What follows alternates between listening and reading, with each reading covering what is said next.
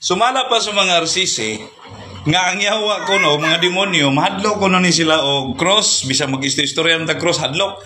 Pero sa sige na kung tanaw din sa social media, wa man ko nakakita din nga o nakadungog nga ang yawa, nahadlok o cross.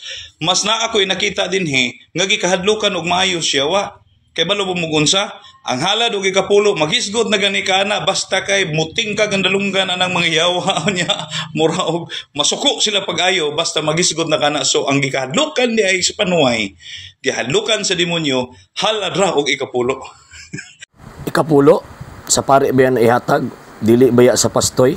Matingala ko, nganong ang inyong mga pastoy mangulikta ng ikapo, nga wa man sila katungod nga mangulikta na. Buti pa sabot ka ng mga pastoy nga nanguliktag ikapulo, mga mangingilad na. Actually, ang mga Katoliko ng hadlok og ikapo. Nga naman kay kung buot mo hatag sa mga Katoliko sa kinasingkasing, sobra pa sa ikapulo ang ihatag. Ang amo lang concern tungod kay ang ikapo nga iniyong gitawag og ihatag kuno sa Dios maadto sa law mga bulos sa inyong pastoy. Og again, way laeng ipalit ana ngadto sa konsumo, make up, pedicure, manicure gikan sa inyong ikapo.